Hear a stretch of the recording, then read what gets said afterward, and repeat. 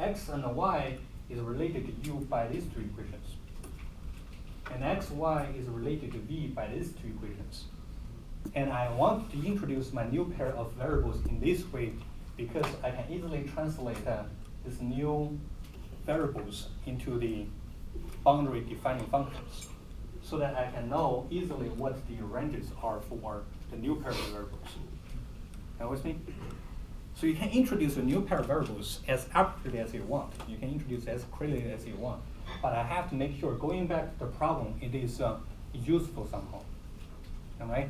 In this case, this new pair is mostly useful, especially if I look at these boundary defining functions. I can easily translate this guy, which is not an easy x, y simple region, into a cube. That's the reason I'm choosing unity in this way. Now convinced. Okay, any other questions? That is a very natural question you want to ask, why I'm choosing this. Next, I want to give you this example. So I want to find the area of a region bounded by x squared divided by a squared plus y squared divided by b squared is equal to 1. Okay. So what is this equation defining? An ellipse, right? This is defining an ellipse. We're talking about the area of a region. This is strictly on xy plane, so you don't have to worry about a three-dimensional space. Yes? This is the area of region, so I'm on xy plane. So this is a region bounded by an ellipse with x-axis equals a, y-axis equals b. Okay? Have you learned about the geometric formula for the area of an ellipse before? So an ellipse with x-axis a, y-axis b, what is the area for this guy? Have you learned about formula before? We did learn one formula in the easiest case of ellipse. If a is equal to b, so this ellipse becomes a circle or a disk, and we know the area of a disk is pi radius squared. All right. So in this case, the area is actually equal to pi multiplied by a multiplied by b. Okay, so that's the area formula. Okay.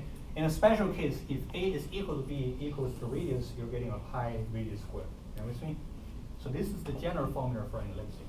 Again, without a calculus, it would be pretty challenging to actually compute what the area is. But now I can compute the area.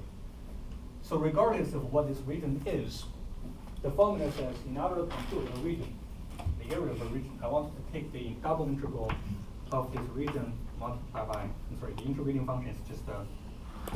All right? So you have to be able to at least translate it into a calculus problem, which is taking a double integral of 1 upon this region. Okay? Let me ask you about this region in the Calc 3 language. If I want to compute double integral, I have to identify this region. Is it an x simple region?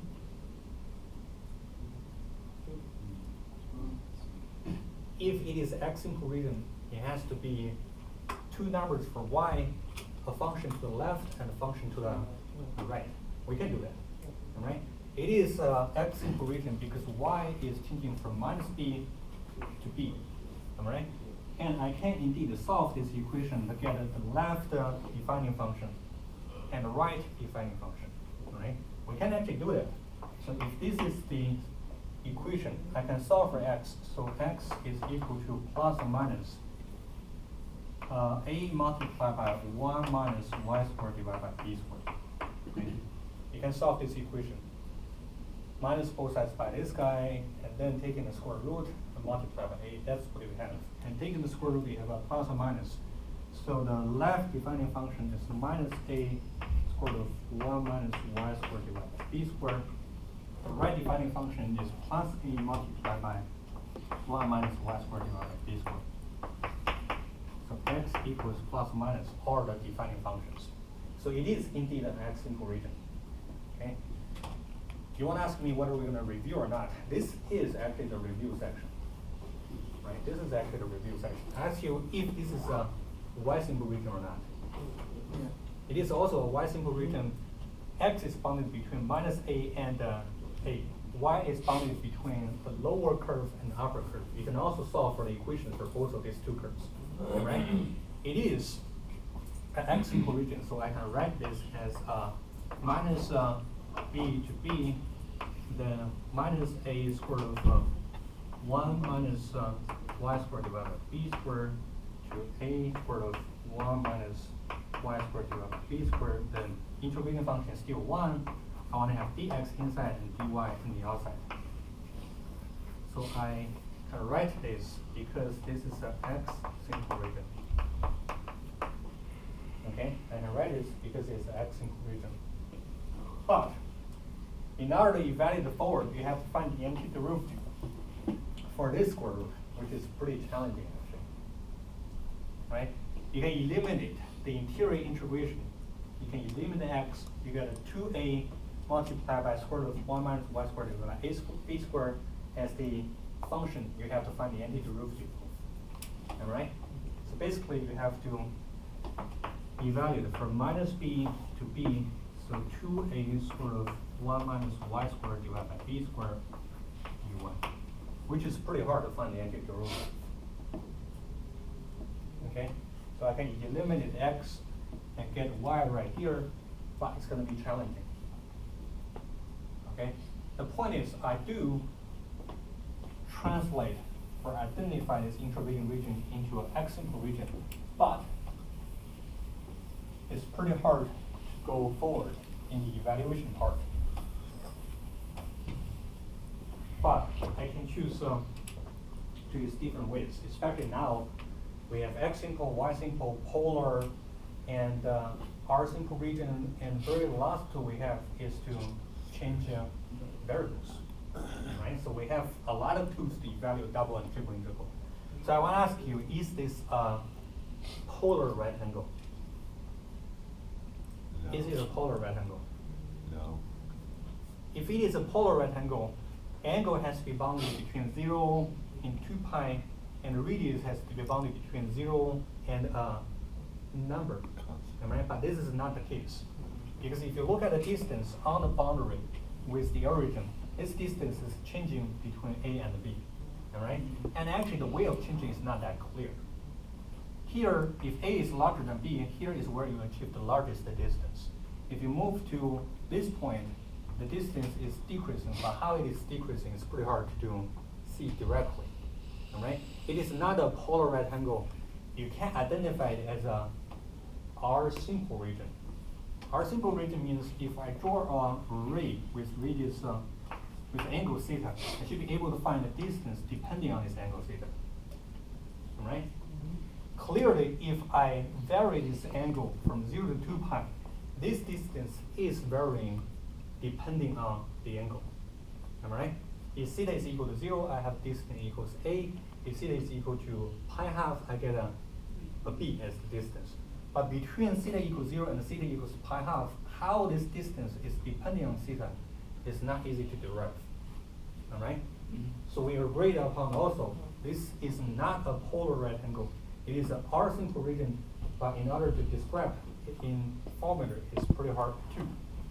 So now it leaves no option but to use change of variables. So I want to change the variables from x, y to u and v. Again, the choice of new pair of variables is pretty arbitrary, but I have to make sure this new pair is fitting here. All right? It is in some sense useful, especially if we have the experience over there. It can simplify the boundary defining function significantly. Understand? So the way of choosing the new variables in V is you want to simplify this equation. You want to simplify this equation by the introduction of these two variables. Okay? How do you simplify this equation? Especially if you can do this and make it a circle.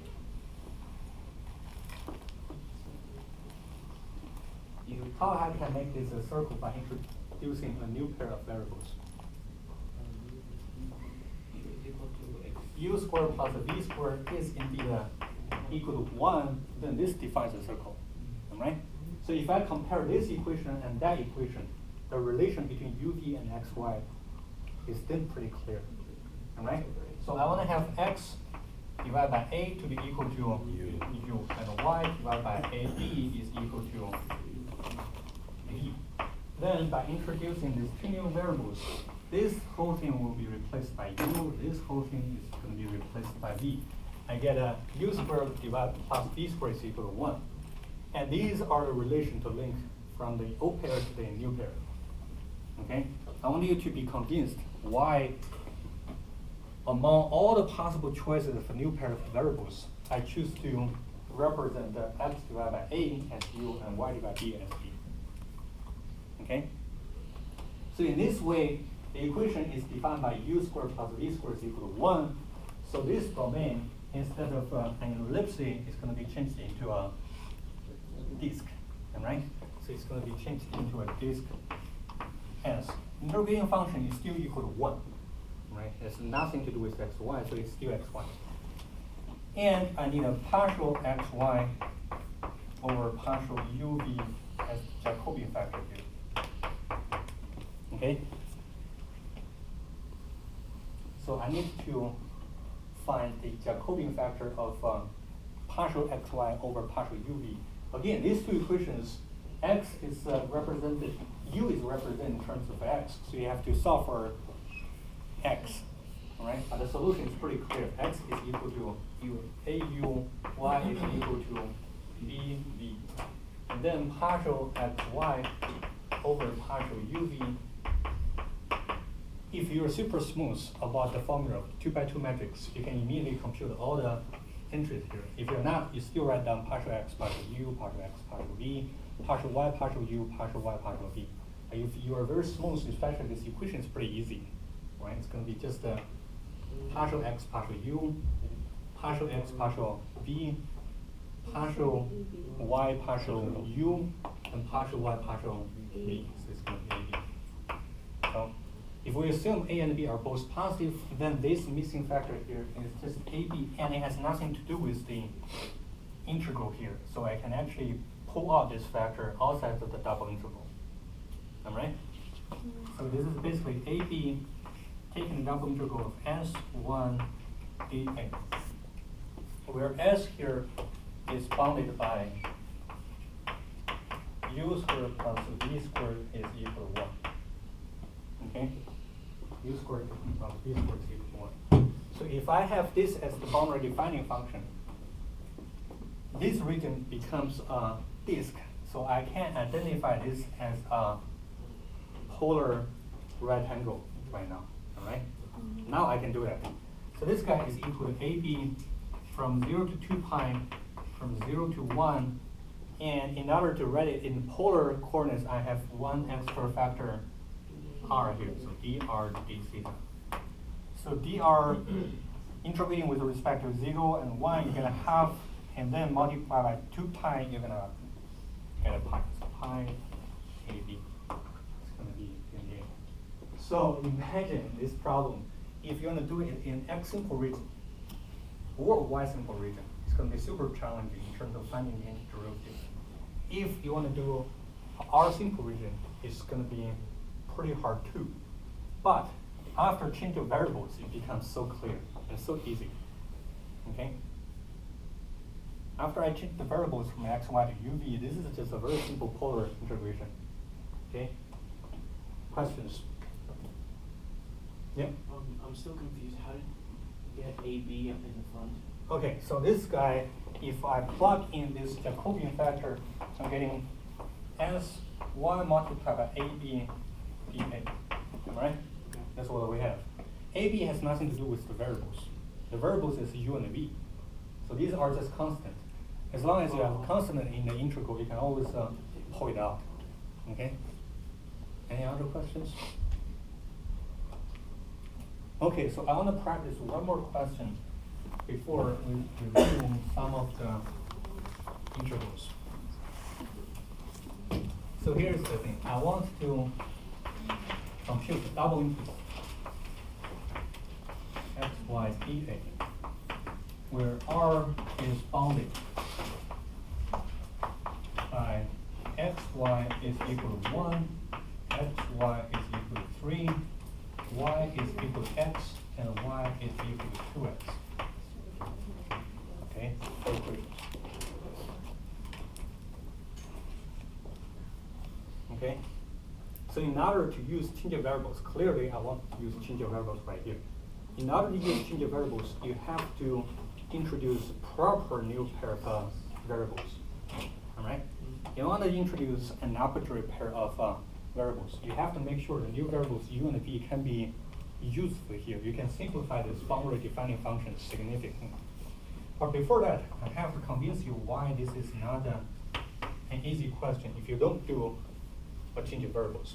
To make this simple, let's make sure this is in the first order. Okay, xy is equal to 1. What does this equation define actually? What do you call it? Rational? It is a hyperbola actually. X equals 1, xy is equal to 1 is actually defining a hyperbola right here. Okay, asymptotic to 0, and also this is a vertical. And xy equals 3, it's going to be a little bit further away from the origin. All right, this is going to be another hyperbola right here. You don't have to be super precise, but you have to know what the curve looks like, right? Y equals x, that's simple. This is a straight line passing through the origin with slope 1. And this is passing through the origin with slope 2. It's going to be in this direction. So this is the region of R. Okay? So if you look at this region, you can still try to identify it as an x-simple region, which you can do that. You can also identify this as a y-simple region as well. You can also identify this as a y-simple region as well. For instance, if I identify as a y-simple region, I need to find two numbers here and here for x. All right? The lower curve consists of this piece and that piece. The upper curve consists of this piece and that piece. All right? This is indeed a y-simple region, but again, it's not going to be easy to describe. Is it a polar right angle? Is it a polar right angle? I don't think so. No, it's not a polar right angle. A polar right angle, the angle has